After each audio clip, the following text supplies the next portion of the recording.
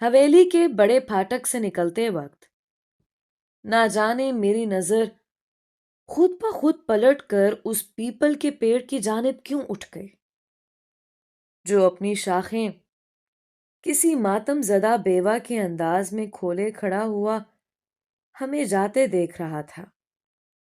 مجھے یوں لگا جیسے وہ سوگوار پیڑ کسی سے یہ کہہ رہا ہو، ابھی کچھ دیر باقی ہے خزاں کے بیت جانے میں، گلوں کے مسکرانے میں، خوشی کے گیت گانے میں، بہاروں کے زمانے میں، ابھی کچھ دیر باقی ہے۔ نہ تم کو یاد آؤں گا، میں تم سے دور رہ کر بھی تمہیں جی کر دکھاؤں گا۔ تمہیں معلوم ہے لیکن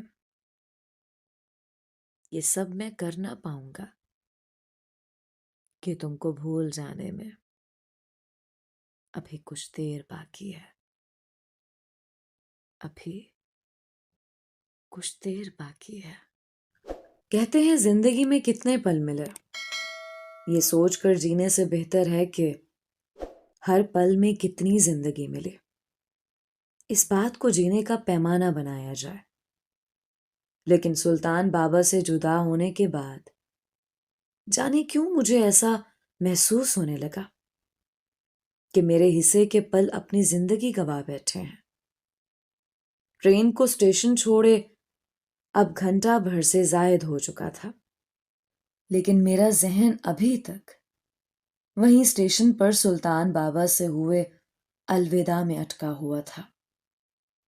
جانے میری منزل کہاں تھی؟ سلطان بابا نے تو صرف جبل پور اسٹیشن کا ٹکٹ میرے حوالے کر کے مجھے اس ٹرین پر چڑھا دیا تھا، لیکن جبل پور نامی قصبے میں مجھے کہاں جانا تھا، کس سے ملنا تھا؟ یہ سارے سوال میرے سامنے منہ کھولے کھڑے تھے، لیکن اب تک تو مجھے ان حالات کا عادی ہو جانا چاہیے تھا۔ میں کیوں بار بار ان بے معنی سوالوں میں خود کو الجھا لیتا تھا؟ میری گھر سے نکلنے اور درگاہ سے یہاں اس ٹرین کا اکانومی کلاس کے ڈبے تک کے سفر میں جانے ایسے کتنے الجھے سوال میری زندگی میں آ کر اپنا حل پا چکے تھے۔ ایک سوال اور سہی، میں نے تھک کر اپنی آنکھیں موندنے کی کوشش کی اور اپنا سر ادھڑی ہوئی سخت نشست کی ٹیک پر ٹکانے کی کوشش کی، لیکن ٹرین کے جھٹکے بھلا میرا توازن کہاں برقرار رکھنے دیتے۔ تنگ آ کر میں نے آنکھیں کھول دیں اور سیدھا ہو کر بیٹھ گیا۔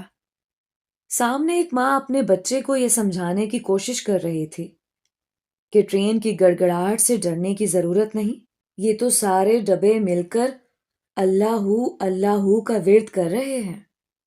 ماں نے بچے کے دل سے ڈر نکالنے کے لیے خود ہی ٹرین کے دوڑنے کی آواز اور ڈبوں کے آپس میں ٹکرانے اور ٹھکا ٹھک جیسی آواز کو ایک سر میں ڈھال کر اسے اللہ کی شکل دے دی اور اپنے بچے کو تھپکنے لگی۔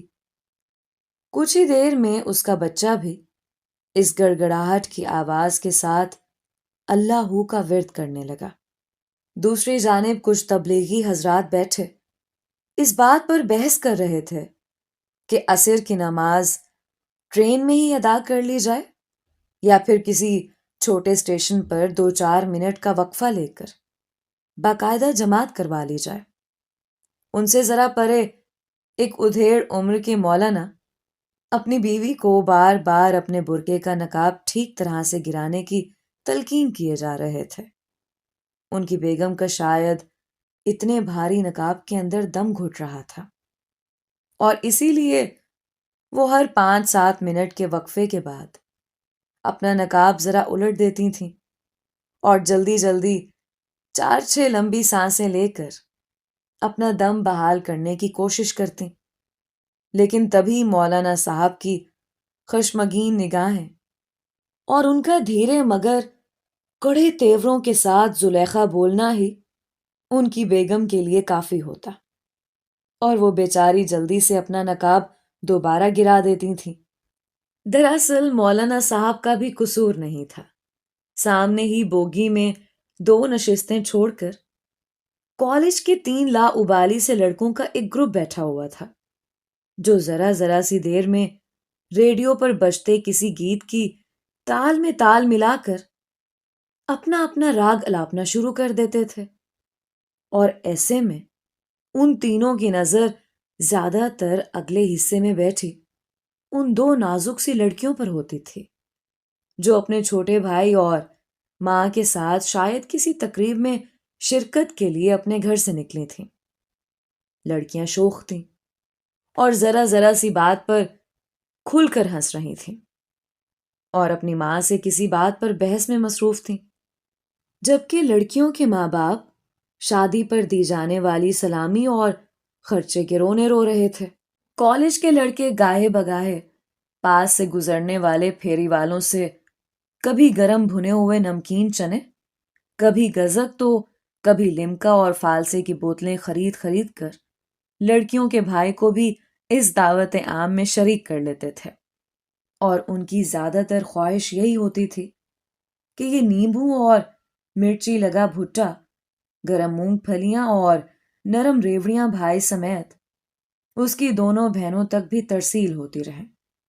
مولانا صاحب دل پر پتھر رکھے یہ سارا ماجرا دیکھ رہے تھے، اور بار بار زیر لب لا حول ولا قوت کا ورد بھی جاری رکھے ہوئے تھے۔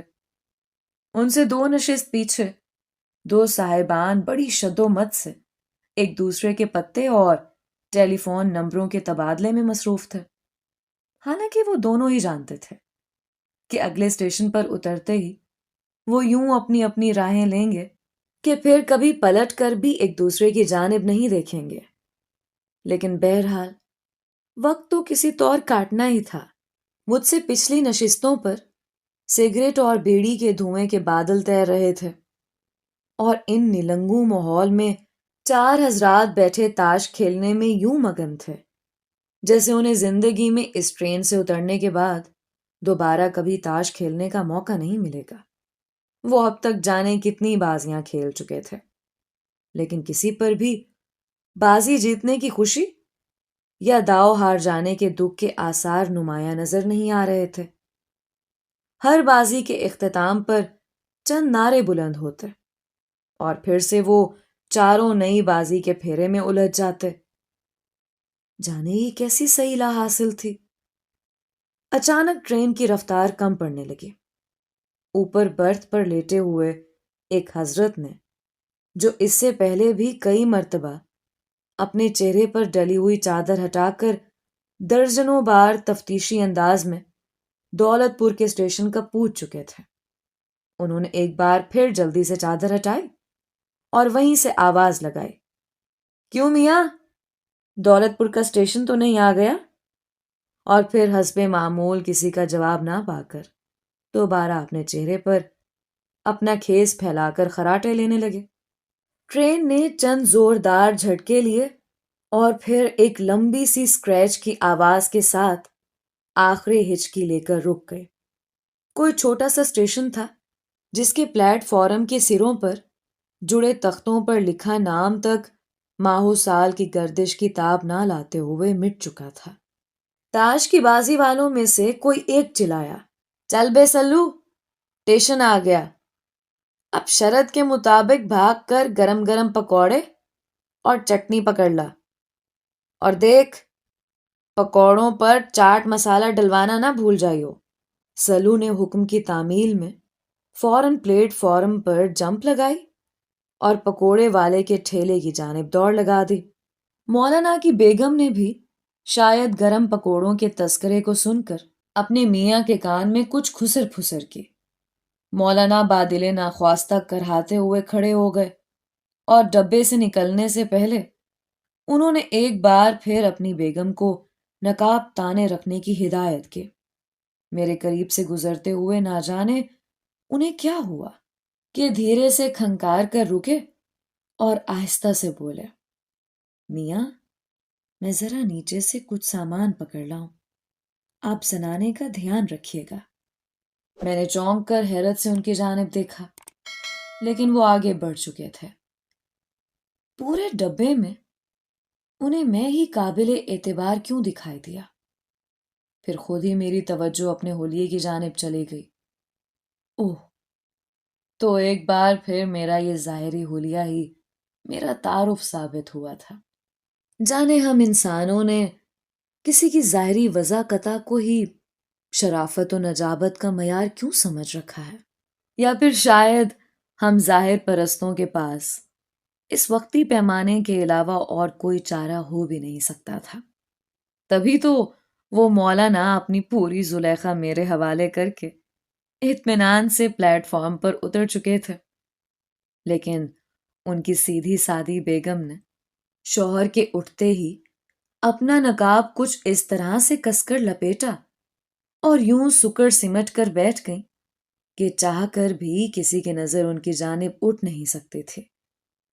جانے کیوں مجھے اس وقت بہت شدت سے اس بات کا احساس ہوا کہ پردہ ہی عورت کی سب سے بڑی ڈھال ہے، اور مرد کی غیر موجودگی میں یہ پردہ ہی عورت کا سب سے بڑا تعارف بھی بن جاتا ہے۔ مولانا کی بیگم کو جب تک میاں کی ڈھال میسر تھے، وہ گائے بگائے خود کو بے نقاب بھی کر لیتی تھی، لیکن جیسے ہی ان کی آڑ چند لمحوں کے لیے ان سے کچھ دور ہوئی تو فوراً انہوں نے اپنی ڈھال یعنی اپنے پردے کو اپنی حفاظت کا ذریعہ بنا لیا۔ مجھے اس پل ایک اور انجانا اور بہت عجیب سا ادراک بھی ہوا کہ مرد کی نظر اور عورت کی حیا میں دامن اور چنگاری کا تعلق ہے۔ مرد کی نظر چنگاری ہے تو عورت کی حیا ایک نازک دامن ہے۔ کبھی چنگاری دامن کی طرف لپکتی ہے تو کبھی دامن اس چنگاری کو ہوا دے کر بھڑکا دیتا ہے، اور نتیجہ دونوں صورتوں میں صرف اور صرف آگ بن کر ہی وارد ہوتا ہے۔ یہ دامن اور چنگاری کا کھیل ازل سے جاری ہے اور ابد تک جاری رہے گا۔ ٹرین کو اس اسٹیشن پر رکے ہوئے 5 منٹ سے زیادہ ہوئے تو کچھ لوگ معلومات کے لیے پلیٹ فارم پر اتر گئے۔ پتہ چلا کہ چند لمحوں میں ہی کوئی کراسنگ ہونے والی ہے، لہٰذا سگنل ملنے کا انتظار ہے۔ تبلیغی جماعت کے حضرات کو بھی موقع مل گیا کہ تب تک جلدی سے جماعت ہی کروا لی جائے۔ نیچے اترتے اترتے ان میں سے کسی صاحب نے مجھے بھی دعوت دی اور میں بھی ان کے ساتھ ہی نیچے پلیٹ فارم پر اتر آیا، لیکن جماعت کھڑی ہونے سے پہلے ایک عجیب سی صورتحال آن کھڑی ہوئی۔ جن صاحب نے امامت کروانی تھی وہ اچانک پلٹے اور ان کی نظر مجھ پر پڑی اور مجھ سے بولے، حضرت آئیے آپ جماعت کی امامت کیجیے۔ کچھ دیر تو مجھے سمجھ ہی نہیں آیا، لیکن جب انہوں نے میرا ہاتھ تھام کر مجھے آگے کھڑا کرنا چاہا تب میں بالکل ہی بوکھلا گیا، اور میں نے بڑی مشکل سے پوری جماعت کو یقین دلایا کہ میں اس اعزاز کے قابل نہیں سمجھتا خود کو۔ لیکن سبھی نمازیوں نے امام صاحب کی ہاں میں ہاں ملانا شروع کر دی تھی۔ اب میں انہیں کیا بتاتا کہ جناب ابھی تو میری زبان تکبیر تک دیتے ہوئے لڑکھڑا سی جاتی ہے، تو پھر بھلا میں کہاں اور امامت کہاں؟ درگاہ کی مسجد میں بھی مولوی خضر کے شدید اصرار کے باوجود میں صف میں بالکل ان کے پیچھے نہیں کھڑا ہوتا تھا تاکہ مجھے تکبیر نہ کہنی پڑے۔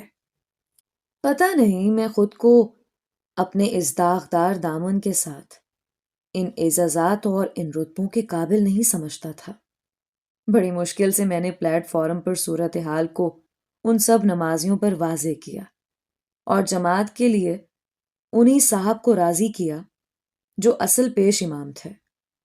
جماعت ختم ہونے سے پہلے ٹرین دوبارہ سیٹی بجا چکی تھی، لہٰذا ہم سب سلام پھیر کر جلدی جلدی اپنی نشستوں پر آ بیٹھے، اور اگلے لمحے ہی ٹرین نے کسی بوڑھے کے غرارے کرنے جیسی آواز کے ساتھ 2-4 جھٹکے لیے اور پھر دھیرے دھیرے اپنی منزل کی جانب روانہ ہو گئی۔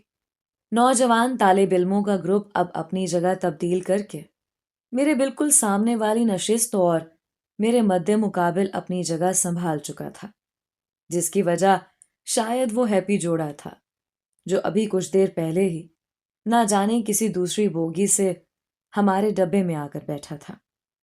مرد کی بھوری مونچھیں حد سے زیادہ پھیلی ہوئی تھیں اور چہرے پر ہفتے بھر سے زیادہ کی شیو کے ساتھ تھکن کے آثار بھی نمایاں تھے، جبکہ لڑکی کے بال سنہرے تھے، جس نے 2 چوٹیوں کی صورت میں اپنے دھول سے اٹے لیکن گلابی چہرے پر شانوں کے سمت جھلا رکھا تھا۔ لڑکوں کی ساری توجہ اسی میم کی جانب تھی اور وہ سب ٹوٹی پھوٹی انگریزی میں اس ہیپی جوڑے کا حدود اربا معلوم کرنے کی کوشش کر رہے تھے اور انہیں اپنے مکمل تعاون کا یقین دلا رہے تھے، جبکہ بوگی کے تمام بزرگ انہیں اس حرکت پر گھور گھور کر باز رہنے کی تلقین میں کوشاں تھے۔ لڑکوں نے مجھے دیکھا تو بوگی کے لوگوں کا دھیان ہٹانے کے لیے ان میں سے ایک نے بات جوڑی، سلام مولانا جی، میرا ایک سوال ہے آپ سے۔ دراصل مجھے دعائے قنوت پوری یاد نہیں ہوتی، تو کیا میں عشاء کی نماز کی وتروں میں دعائے قنوت کی جگہ 3 بار قل ہو اللہ پڑھ لیا کروں؟ لڑکے کے سوال کے خاتمے تک اس کے باقی ساتھیوں کے چہرے پر مسکراہٹ نمودار ہو چکی تھی۔ میں جانتا تھا کہ وہ صرف وقت گزاری اور لوگوں کی نظر کی برچھیوں کو ٹالنے کے لیے یہ موضوع چھیڑ رہے تھے تاکہ انہیں اس گوری میم کے قریب بیٹھنے کا مزید کچھ وقت اور موقع مل سکے۔ میرے ہونٹوں پر بھی اس کا سوال سن کر مسکان آ گئی۔ میں کیا کہہ سکتا ہوں، میں تو خود ابھی تک 3 بار قل ہو اللہ سے ہی کام چلا رہا ہوں۔ میری بات سن کر آس پاس بیٹھے سبھی لوگوں کے چہروں پر مسکراہٹ ابھر آئی۔ سارے لڑکے بھی کھلکھلا کر ہنس پڑے۔ ان میں سے ایک نے میرے کاندھے پر ہاتھ رکھا۔ ارے یار، تم تو بالکل ہم جیسے ہو، پھر اتنی دیر سے یوں سنجیدہ سی صورت بنا کر کیوں بیٹھے ہوئے ہو؟ چند لمحوں میں وہ تینوں مجھ سے یوں گھل مل چکے تھے کہ جیسے میں بھی ان کا کالج فیلو یا ہم جماعت ہوں۔ حتیٰ کہ کچھ ہی دیر میں ان میں سے ایک نے مجھ سے یہ سوال بھی کر ڈالا کہ حافظ جی، آپ نے کبھی کسی سے محبت کی ہے؟ اب میں انہیں کیا بتاتا کہ میں جو آج ان کے ساتھ اس ٹرین میں بیٹھا ہوا یہ سفر کر رہا تھا، یہ راستے، منزلیں، میرا سبھی کچھ اس ایک محبت کی دین ہی تو تھا۔ پتہ نہیں ہم محبت جیسے جذبے کو بھی حلیے کی بنیاد پر کیوں پرکھتے تھے؟ کیا شرعی لباس پہننے سے یا چہرے پر چند ہفتوں کی داڑھی بڑھانے سے انسان ان لازوال روحانی جذبوں کا حق رکھنے سے بھی محروم ہو جاتا ہے؟ میں نے اسے جواب دیا کہ فی الحال تو میں محبت کی کھوج میں ہوں، ہاں البتہ اگر کبھی اس کھوج میں مجھے کامیابی ہوئی تو اسے ضرور مطلع کر دوں گا۔ سبھی لڑکے چلائے کہ مولانا، آپ ہمیں اپنی شادی میں ضرور مدعو کیجیے گا۔ سبھی بوگی والے ہنس پڑے۔ اچانک ہی مجھے بہت ٹوٹ کر زہرا یاد آئی۔ کیا ہم کبھی واقعی مل پائیں گے؟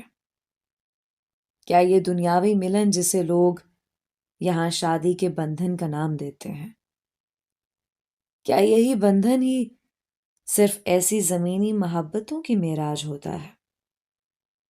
کیا صرف ایک رسم کے ادا ہو جانے سے اور ایک بندھن میں بندھ جانے سے ہماری محبت کی تکمیل ہو جاتی ہے؟ پر مجھے تو جانے یہ کیوں جسمانی ملاپ ہمیشہ ہی سے اس گلابی اور انچھوئے احساس کی فنا جیسا لگتا ہے جسے ہم صرف دل سے دل اور روح سے روح کا ملاپ یا محبت کہتے ہیں۔ مجھے ہر بار یہی محسوس ہوا کہ جیسے ہم اس بندھن کے سودے میں کچھ نہ کچھ ضرور کھو دیتے ہیں۔ لا حاصل کی کسک اور دسترس سے دوری کی تڑپ کا بھی تو اپنا ہی ایک نشہ ہوتا ہے۔ جس کا خمار ملکیت مل جانے کا احساس مٹا دیتا ہے۔ تبھی کچھ لوگ جس لمحے اس بند کی گانٹھ باندھ رہے ہوتے ہیں، ٹھیک اسی پل وہ اپنے رومان کے انمول سنہری جال کی گرہیں سدا کے لیے کھول بیٹھتے ہیں۔ انہیں اپنی محبت کا جسم تو مل جاتا ہے، لیکن وہ اپنے رومان کی روح کو ہمیشہ کے لیے کھو دیتے ہیں۔ میں جانے کتنی دیر عشق اور رومان کی یہ الجھی گتھیاں سلجھاتا رہا۔ گاڑی کافی دیر سے کمال آباد نامی شہر کے جنکشن پر کھڑی تھی۔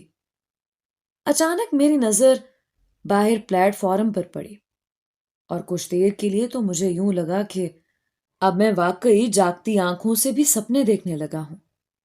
مجھے یوں لگا جیسے میں نے زہرا کو کسی درمیانی عمر کی عورت کے ساتھ پلیٹ فارم سے باہر نکلتے ہوئے دیکھا ہو۔ ہاں، بالکل، وہ زہرا ہی تو تھی، لیکن نقاب کے بغیر، اور عورت بھی میرے لیے انجانی تھی۔ لیکن زہرا یہاں کمال آباد کے اس ریلوے پلیٹ فارم پر۔ اگلے ہی لمحے میں لپک کر اٹھا اور تقریباً دوڑتے ہوئے پلیٹ فارم پر اتر آیا۔ اسٹیشن کافی بڑا تھا اور یہاں بھیڑ بھاڑ بھی کافی تھی، لیکن ابھی تک میں دور جاتی اس عورت کی سفید بڑی سی چادر دیکھ سکتا تھا جسے میں نے زہرا کی اس شبیہ کے ساتھ جاتے ہوئے دیکھا تھا۔ لیکن جب تک میں پلیٹ فارم کے خارجی دروازے تک پہنچا، تب تک وہ اسٹیشن سے نکلتی بھیڑ میں گم ہو چکی تھی۔ میں نے لپک کر باہر دیکھا، لیکن سڑک پر تانگوں، سائیکل رکشوں اور موٹر گاڑیوں کے اس ہجوم میں مجھے ان دونوں کی کوئی جھلک دکھائی نہیں دی۔ اتنے میں گاڑی نے تیسری سیٹی بھی بجا دی، اور جب تک میں بھاگتا ہوا اپنے ڈبے تک پہنچا، ٹرین تقریباً پلیٹ فارم چھوڑ چکی تھی۔ اپنی نشست پر بیٹھ کر بھی میں کافی دیر تک اس ادھیڑ بن میں الجھا ہی رہا۔ کیا یہ میری نظر کا دھوکہ تو نہیں تھا؟ زہرا اتنی بھیڑ میں بنا نقاب کیسے گھوم سکتی ہے؟ اور پھر وہ اجنبی عورت، اس کے ساتھ کون تھی؟ لیکن روپ تو بالکل زہرا کا ہی تھا، وہی خیرہ کن اور مبہوت کر دینے والی شبیہ۔ مگر وہ یہاں اس دور دراز شہر میں کس غرض سے آ سکتی ہے؟ ایک بار تو جی میں آیا یہیں کمال آباد کے مضافات سے گزرتی ٹرین کی زنجیر کھینچ کر اتر جاؤں اور واپس شہر جا کر اسے تلاش کروں، لیکن کہاں؟ میرے لیے تو وہ شہر بھی اتنا ہی اجنبی تھا جتنا کہ خود میرا یہ وجود ٹھیک اس لمحے میرے اپنے لیے ہو چکا تھا۔ کبھی کبھی ہم یک لخت اپنے آپ ہی سے بیگانے اور اجنبی بھی ہو جاتے ہیں۔ ہمیں اپنا وجود اور اپنی ہر کھوج، کوشش بے معنی اور لاحاصل سی لگنے لگتی ہے۔ میں بھی نا امیدی اور مایوسی کے ایسے ہی گردابوں میں پھنسا ہوا تھا کہ ان لڑکوں کی منزل آ گئی، اور مغرب سے 5 منٹ پہلے ایک درمیانے درجے کے اسٹیشن پر وہ تینوں مجھ سے گلے مل کر اتر گئے۔ اترنے سے پہلے ان میں سے ایک نے شاید اپنا پتہ یا ٹیلی فون نمبر لکھ کر ان 2 بہنوں میں سے ایک کی جانب اچھالا، لیکن چائے والے لڑکے کے درمیان میں آ جانے کی وجہ سے وہ درمیان میں ہی کہیں گر گیا۔ تب تک لڑکیوں کے باپ کی توجہ ان کی جانب ہو چکی تھی، لہٰذا وہ مایوسی کے عالم میں مجھ سے گلے ملتے ہوئے دھیرے سے میرے کان میں بولا، اپنی قسمت خراب ہے حافظ جی، ہو سکے تو اترنے سے پہلے بڑی والی کو ارشد کا سلام کہیے گا۔ اس کا نام ناہید بتایا ہے، اس کے بھائی نے۔ فوراً ہی ٹرین نے جھٹکا لیا اور اسٹیشن ہماری نظروں سے اوجھل ہونے لگا۔ تینوں میری جانب ہاتھ ہلاتے ہوئے مغرب کے وقت کے اندھیرے کا حصہ بنتے گئے۔ حسب معمول مغرب کے وقت کے عجیب سے اثر نے میرے ارد گرد اداسی کے سائے لمبے کر دیے۔ میں نہ جانے کیوں اس زوال کے وقت سے اس قدر نڈھال سا ہو جاتا تھا۔ سارے دن کی تنہائی ایک ہی لمحے میں میرے اندر بسیرا کر لیتی تھی۔ اچانک ہی میرے ارد گرد چنبیلی کے تیل جیسی عجیب سی خوشبو بکھر گئی۔ میں نے چونک کر سامنے والی برتھ پر نظر ڈالی تو ایک چھوٹے قد کا منحنی سا شخص، جس کے بال شاید اس تیل میں چپڑے ہوئے تھے اور پیچھے کی جانب چپکا کر بنائے گئے تھے، اپنی چھوٹی چھوٹی لیکن نیزے کی نوک جیسی چپتی نظروں سے مجھے گھورتا ہوا دکھائی دیا۔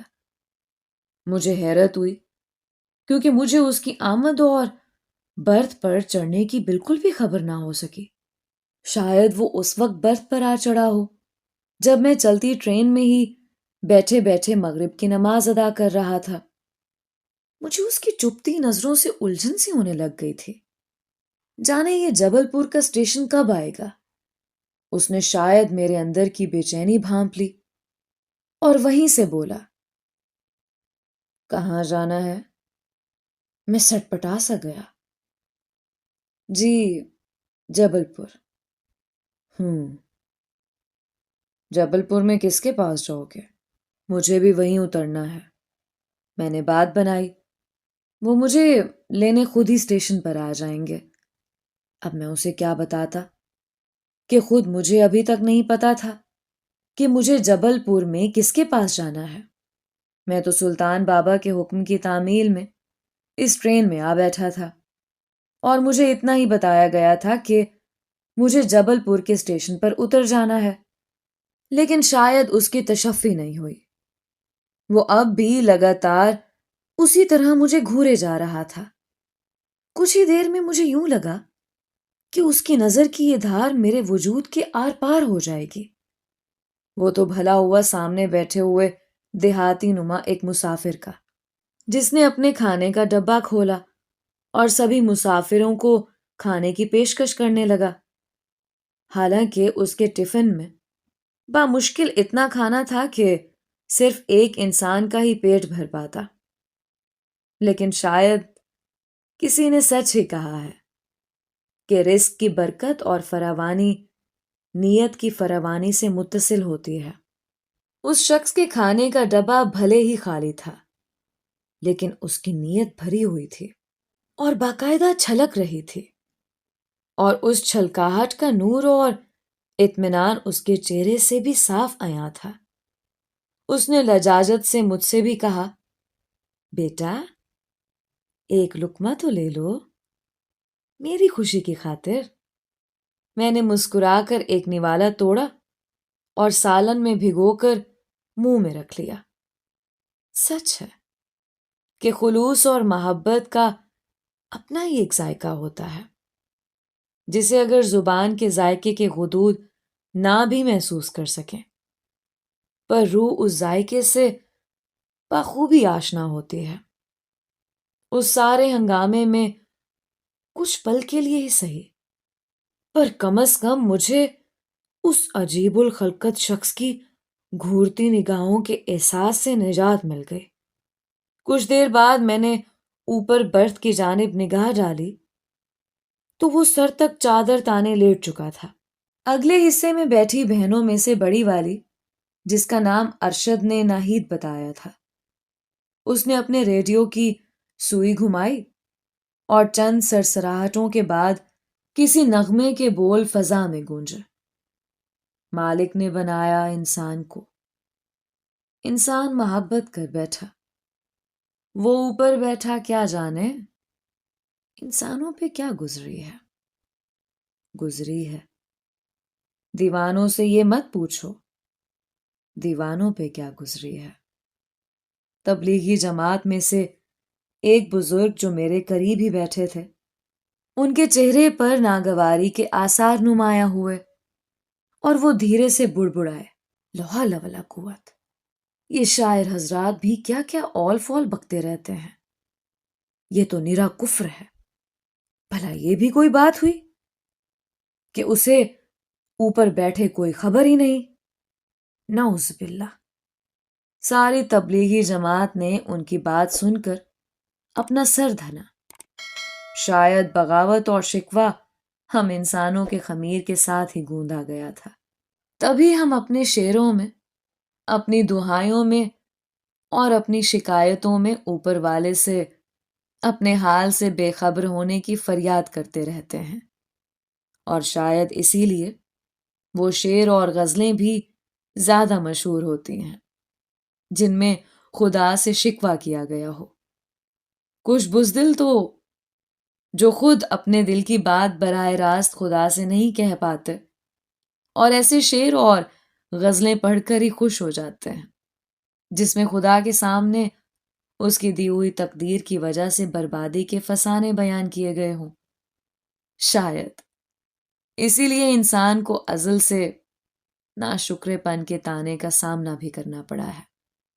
حیرت کی بات یہ تھی کہ جہاں شکوہ کرنے والوں کا گروہ خود خدا سے زیادہ قریب تر اور پسندیدہ ہونے کا حقدار سمجھتا تھا، وہیں یہ سارے شاعر، ادیب اور ان جیسے دوسرے شکوہ گر بھی خود کو خدا کا سب سے زیادہ لاڈلا بتاتے تھے۔ اب یہ تو خدا ہی جانتا تھا کہ ان میں سے زیادہ سچا کون تھا، ہجوم شکوہ کنا یا شکوہ گریزاں۔ اگلے اسٹیشن پر یہ دونوں شوخ بہنیں بھی اپنے بھائی اور ماں باپ سمیت اتر گئیں۔ جاتے ہوئے بڑی بہن کی نظر میری نظر سے ٹکرائی۔ مجھے ارشد کی کہی ہوئی بات یاد آ گئی اور میرے ہونٹوں پہ خود بخود ایک دھیمی سی مسکان ابھر آئی۔ ہمارے ارد گرد نہ جانے ایسی کتنی کہانیاں بننے سے پہلے ہی دم توڑ دیتی ہیں۔ بعض مرتبہ تو خود ہمیں بھی پتہ نہیں چلتا کہ ہمارے مقدر کی کون سی نظر ہم سے چوک گئی ہے۔ محبت کی جانے کتنی داستانیں بننے سے پہلے ہی ختم ہو جاتی ہیں۔ اگر ارشد کا پھینکا ہوا پرچہ ناہید کے قریب گرتا اور وہ اسے پڑھ لیتی تو کیا ہوتا؟ کیا تقدیر صرف اسی قدر لکھے کا نام ہے جو ہمارے ساتھ پیش آتا ہے، اور جو ہمارے ساتھ پیش آتے آتے پیش نہیں آتا، اس کی حقیقت کیا ہے؟